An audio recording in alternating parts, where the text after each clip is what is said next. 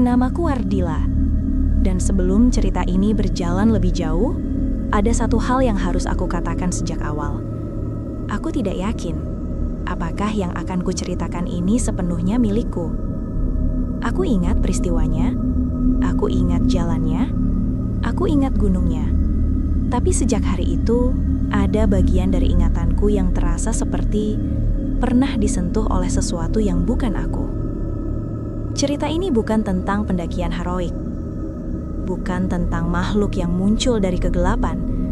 Cerita ini tentang sebuah jalan gunung yang terlihat biasa, terlalu biasa. Sampai suatu hari, aku menyadari bahwa jalan itu mampu mengingat orang-orang yang pernah meragukannya. Aku selamat. Aku turun dari gunung itu. Setidaknya, itulah yang selalu kuucapkan pada diriku sendiri. Pertama kali aku melewati jalan gunung itu, tidak ada rasa takut. Sore itu biasa saja. Langit mulai berubah warna, bukan gelap, hanya kehilangan mataharinya. Aku mengendarai kendaraan pelan. Di depanku ada satu kendaraan lain, cukup jauh. Di belakang ada satu lagi, samar terlihat lewat spion. Tidak ramai, tapi juga tidak sepenuhnya sepi. Jalan itu sempit, aspalnya retak-retak. Beberapa bagian terlihat seperti pernah longsor lalu ditambal seadanya. Di kanan dan kiri, hutan berdiri rapat.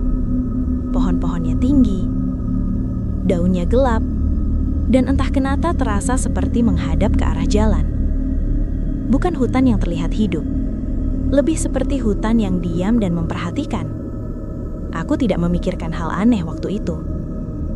Aku hanya ingin sampai. Di gunung seperti ini, yang paling penting adalah tidak salah jalan. Karena kalau salah, tidak ada yang bisa langsung menolong.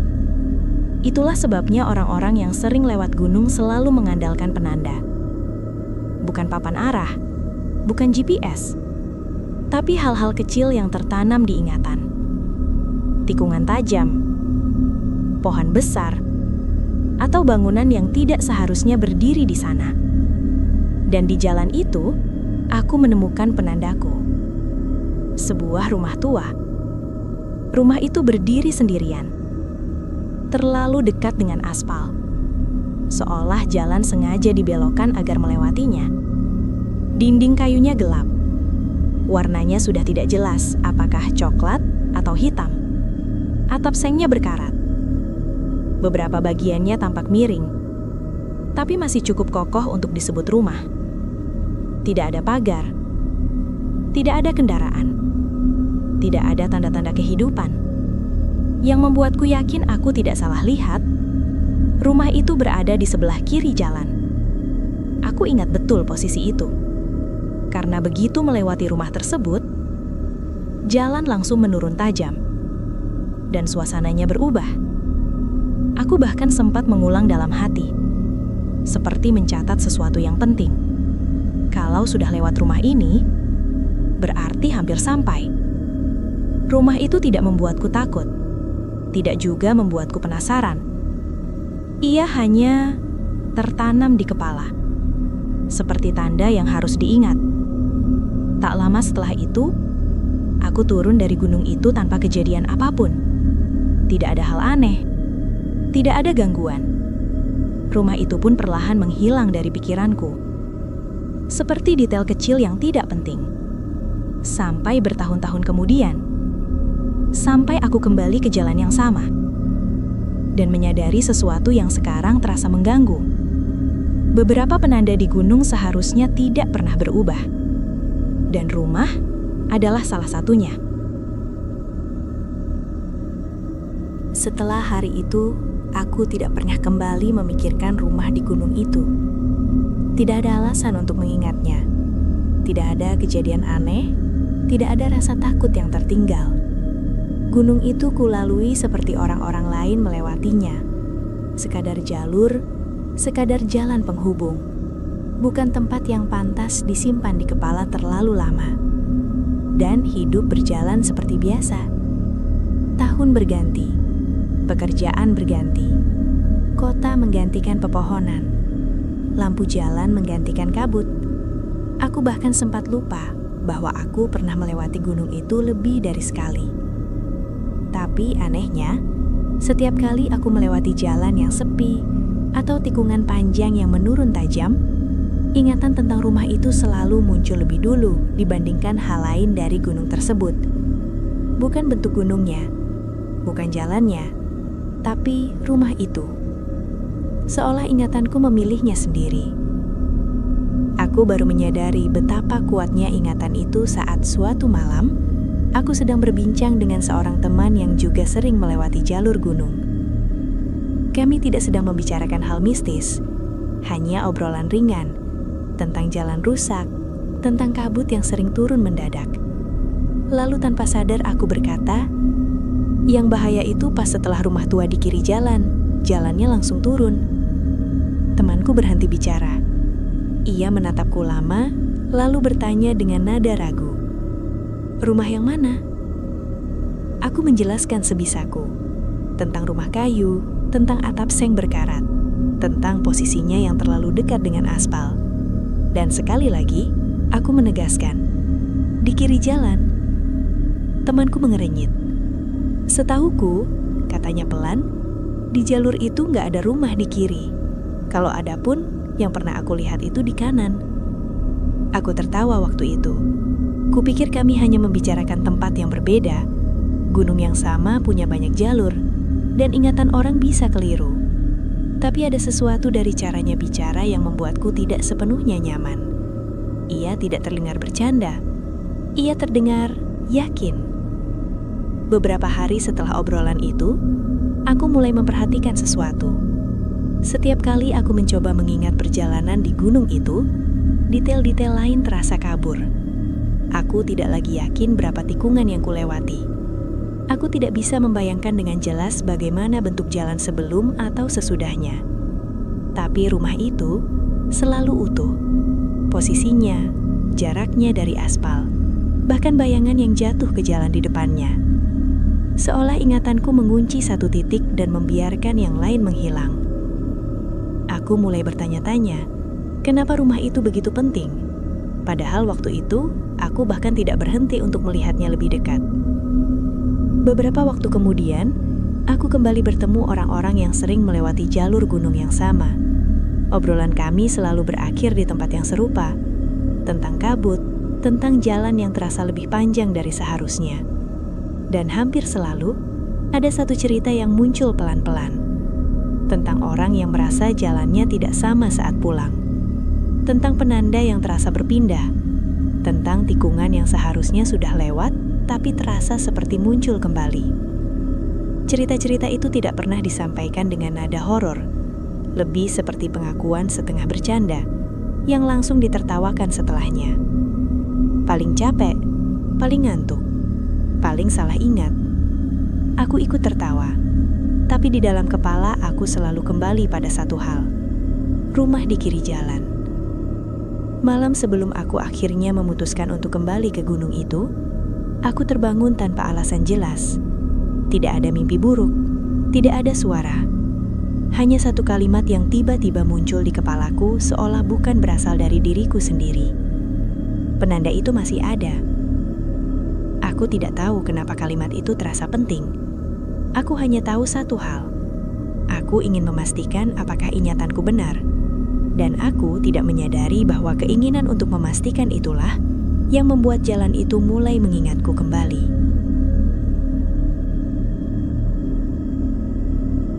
Keputusan untuk kembali ke gunung itu tidak datang dengan tiba-tiba. Ia muncul pelan, seperti pikiran yang awalnya hanya lewat, lalu duduk, dan akhirnya menetap. Aku mencoba menolaknya, meyakinkan diri bahwa tidak ada yang perlu dibuktikan, bahwa ingatan bisa keliru, bahwa cerita orang-orang hanya kebetulan yang dibesar-besarkan.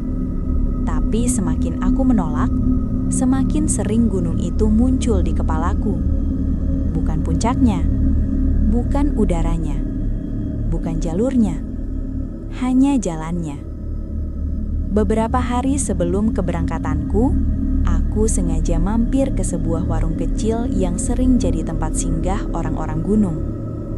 Tempatnya sederhana, bangku kayu panjang, meja penuh bekas gelas kopi.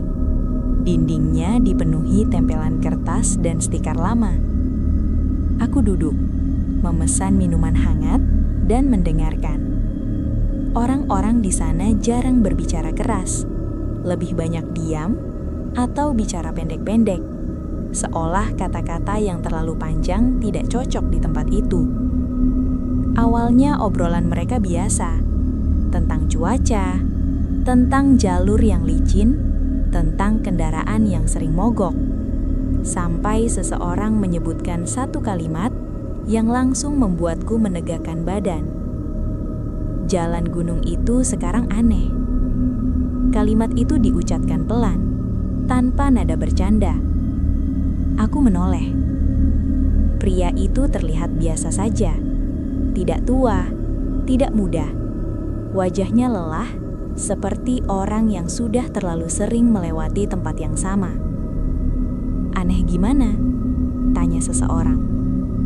Ia mengaduk minumannya lama sebelum menjawab. "Rasanya, kalau kamu ragu, jalannya jadi beda." Beberapa orang tertawa kecil, bukan mengejek, lebih seperti refleks. "Ah, kamu aja yang capek," kata yang lain. "Gunung mah dari dulu gitu." Pria itu tidak membantah, ia hanya mengangguk pelan. "Bisa jadi," katanya. "Tapi aku tahu apa yang aku lihat." Aku memberanikan diri ikut bicara. "Kalau penanda di jalan berubah?" tanyaku. "Itu termasuk." Beberapa pasang mata langsung menoleh ke arahku. Suasana berubah. Tidak drastis, tapi cukup terasa. Pria tadi menatapku lebih lama dari yang seharusnya. "Kamu pernah lewat situ?" tanyanya. Aku mengangguk. "Pernah, dulu." Ia tidak langsung menjawab. Ia menatap ke arah pintu warung, keluar, ke arah gunung yang puncaknya tidak terlihat dari sana. "Kalau kamu masih yakin sama ingatanmu," katanya akhirnya, "lebih baik jangan kembali." Aku tersenyum kaku. "Maksudnya?" Ia menghela napas pelan. "Jalan di gunung itu," katanya, "bukan cuma tempat lewat. Dia nyimpen kebiasaan orang." Aku tidak mengerti. Melihat ekspresiku, ia melanjutkan. "Orang yang lewat tanpa mikir biasanya aman. Orang yang lewat sambil ragu, sambil nanya-nanya dalam kepala, itu yang kadang diputerin." "Diputerin?" ulangku. Ia mengangguk. "Bukan jalannya yang pindah," katanya. "Yang dipindahin itu arahmu."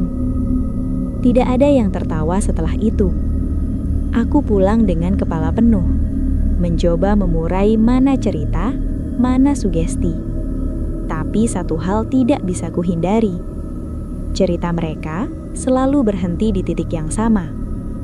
Tentang orang-orang yang pulang dengan ingatan yang tidak utuh. Tentang penanda yang tidak lagi bisa dipercaya. Dan tentang satu aturan tak tertulis yang selalu diulang pelan-pelan. Kalau kamu sudah mulai meragukan jalan itu, jangan berhenti dan jangan mencoba kembali. Malam sebelum keberangkatanku, aku menyiapkan segalanya dengan tenang. Kendaraan, perbekalan, waktu keberangkatan. Aku bilang pada diriku sendiri bahwa aku hanya ingin memastikan satu hal saja, bahwa rumah itu benar-benar ada di sebelah kiri jalan. Aku tidak sadar bahwa sejak saat itu, aku tidak lagi bertanya apakah sebaiknya aku kembali. Aku hanya bertanya apakah jalannya masih mengingatku.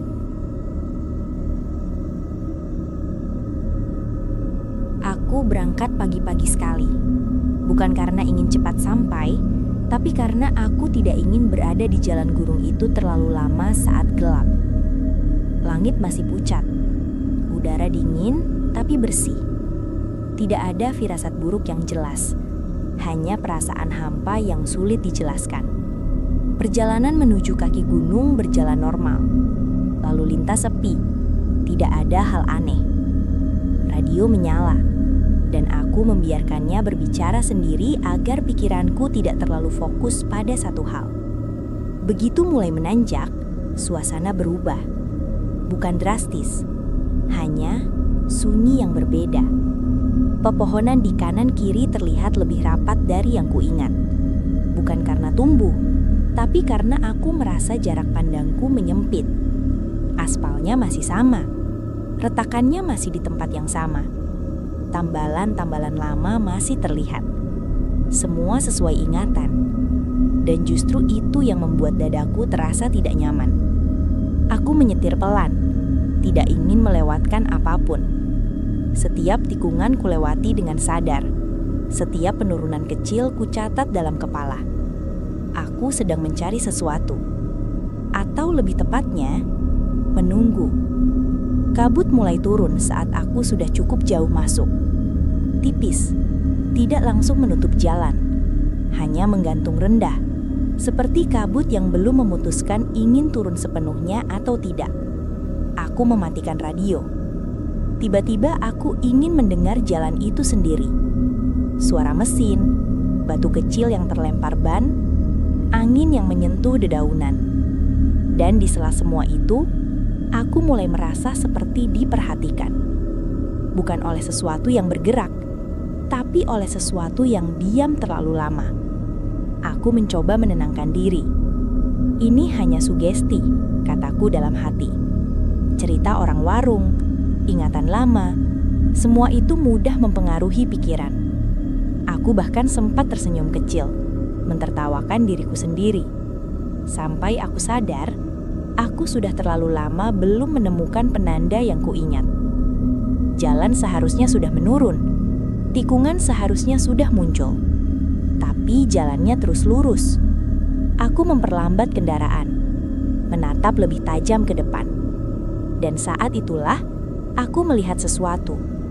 Di kejauhan, muncul perlahan dari balik kabut. Sebuah bangunan. Dadaku langsung mengeras. Aku mendekap dengan kecepatan yang hampir merayap. Kabut membuka sedikit, cukup untuk memperlihatkan bentuknya dengan jelas. Tidak ada keraguan. Rumah itu. Dinding kayu gelap. Atap seng berkarat. Posisi yang terlalu dekat dengan aspal. Semua sama seperti di ingatanku. Aku menghela napas panjang, berusaha meredakan ketegangan yang tiba-tiba naik. Masih ada, gumamku pelan. Tapi sebelum rasa lega itu benar-benar terbentuk, mataku menangkap satu detail yang membuat pikiranku berhenti sesaat. Rumah itu berada di sebelah kanan jalan.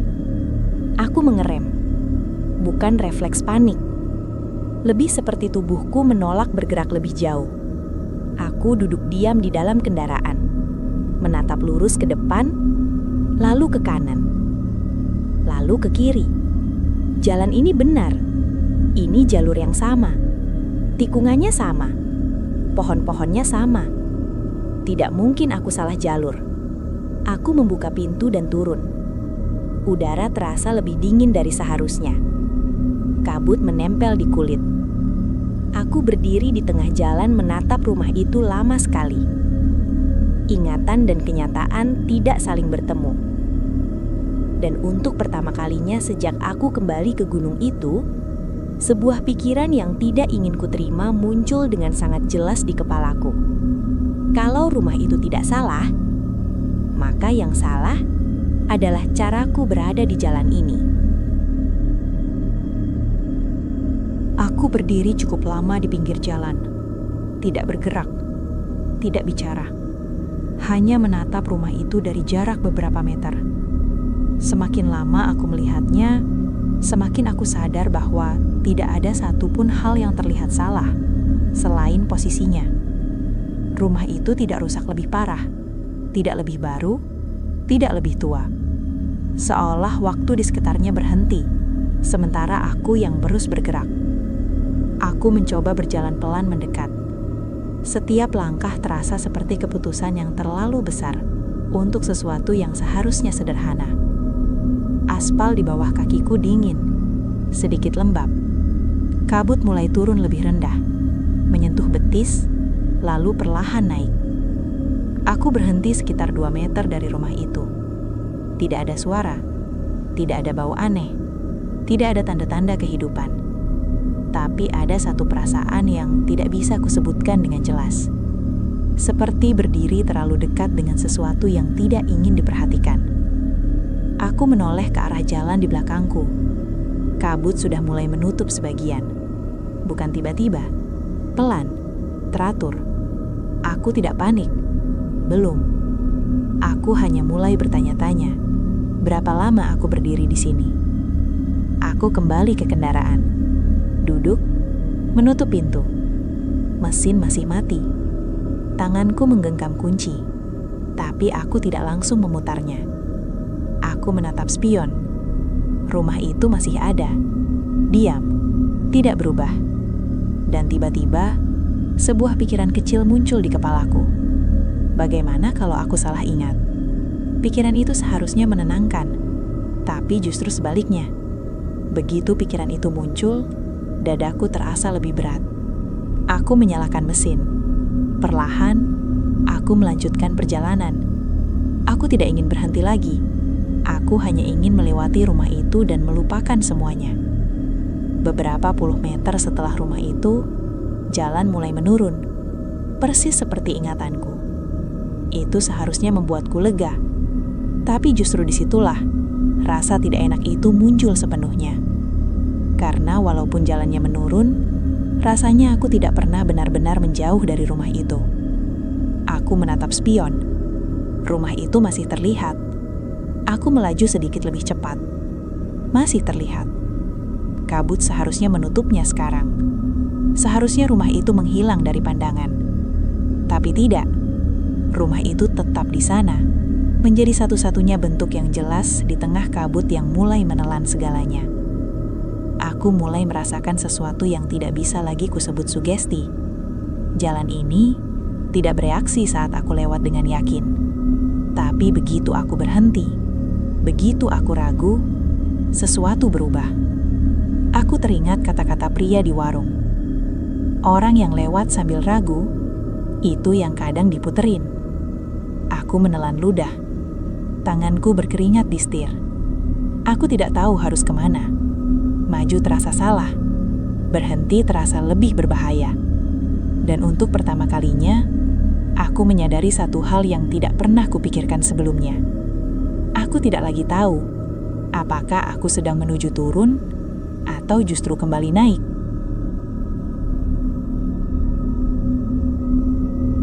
Aku memutuskan untuk memutar balik. Keputusan itu tidak datang dengan keyakinan. Lebih seperti refleks orang yang ingin menjauh dari sesuatu tanpa benar-benar tahu kemana harus pergi. Aku mengurangi kecepatan, memutar setir perlahan, dan mulai kembali ke arah yang seharusnya tadi kulewati. Awalnya tidak ada yang berubah. Aspal tetap sama, retakan tetap di tempatnya. Pohon-pohon masih berdiri rapat di kanan dan kiri. Aku mulai sedikit tenang. Mungkin aku hanya perlu keluar dari kabut, pikirku. Mungkin setelah tikungan berikutnya, semuanya kembali normal. Tapi tikungan itu tidak pernah datang. Jalan terus memanjang. Bukan lurus tanpa akhir, tapi seolah setiap belokan kecil membawaku kembali ke garis yang sama. Aku mulai menghitung waktu. Melihat jam di dashboard. Sudah 15 menit. Seharusnya aku sudah melewati setidaknya 2 tikungan besar.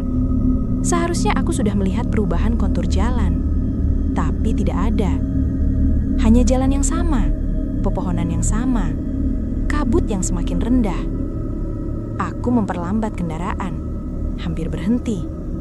Dan saat itulah aku melihat sesuatu di kejauhan. Sebuah bentuk gelap muncul perlahan dari balik kabut. Dadaku langsung menegang. Aku tidak ingin menebak, tapi tubuhku sudah tahu apa yang akan kulihat. Rumah itu lagi. Kali ini berada di tengah tikungan kecil. Bukan kiri, bukan kanan. Seolah jalan sengaja sedikit dibelokkan agar rumah itu bisa berada tepat di depanku. Aku menginjak rem. Mesin mati.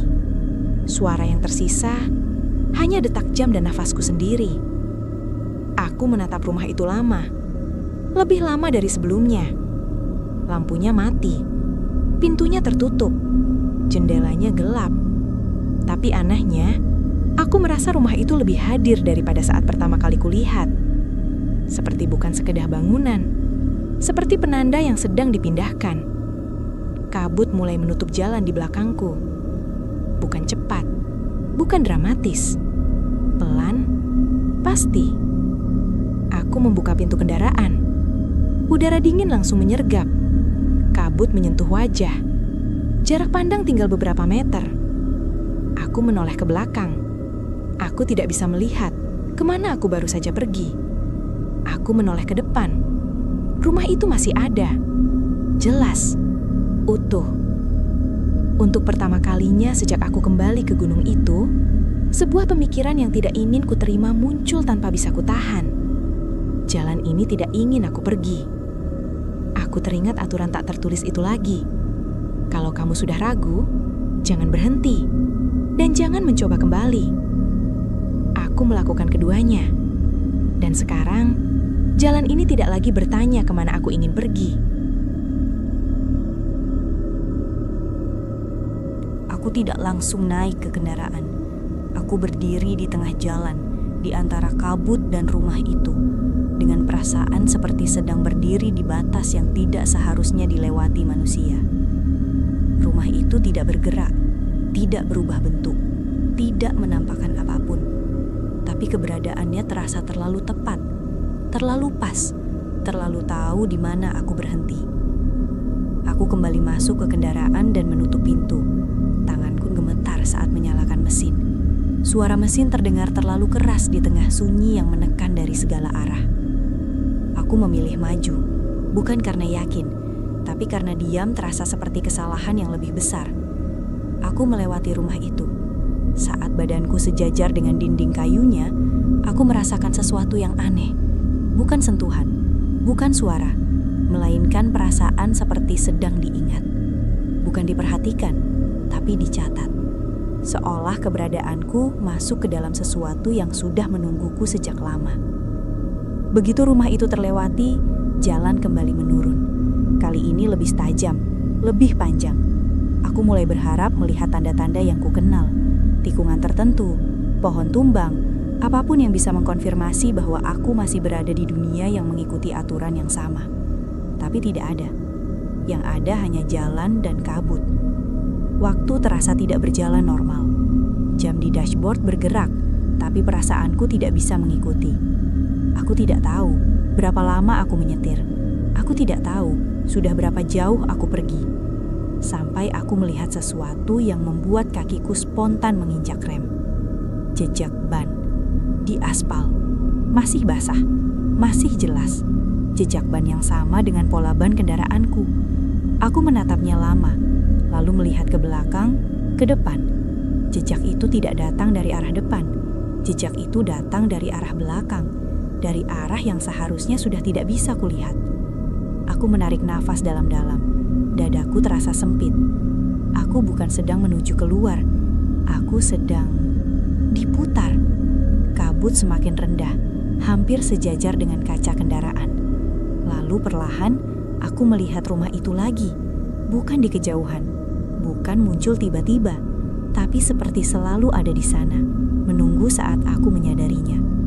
Kali ini posisinya jelas, di sebelah kiri jalan. Seperti pertama kali aku mengingatnya. Dadaku terasa jatuh. Ini seharusnya membuatku lega. Ini seharusnya berarti ingatanku benar. Tapi aku tidak merasakan apapun selain ketakutan yang lebih dalam. Karena sekarang aku mengerti, rumah itu tidak berpindah karena jalannya berubah. Rumah itu berpindah karena aku berubah. Karena setiap kali aku ragu, jalan menyesuaikan bukan untuk membantuku keluar, tapi untuk membuatku tetap berada di dalam. Aku teringat satu detail kecil yang baru sekarang terasa penting. Setiap kali rumah itu muncul, aku selalu berhenti, selalu ragu, selalu mempertanyakan arahku sendiri, dan jalan itu mencatat semuanya.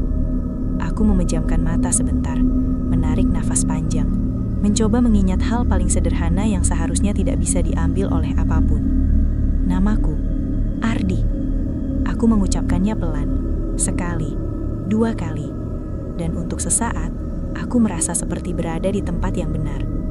Lalu lampu rumah itu menyala, bukan terang, hanya cukup untuk terlihat. Dan entah kenapa, aku tahu satu hal tanpa perlu melihat lebih dekat. Rumah itu bukan lagi penanda jalan. Rumah itu sedang memastikan aku tidak lupa bahwa jalan ini sudah mengenalku. Lampu rumah itu tetap menyala saat aku melanjutkan perjalanan. Aku tidak menoleh lagi. Bukan karena berani, tapi karena ada rasa takut yang lebih besar jika aku melihat ke arah itu terlalu lama. Jalan kembali menurun. Aspalnya basah. Kabut mulai menipis sedikit demi sedikit. Cukup untuk membuatku berharap.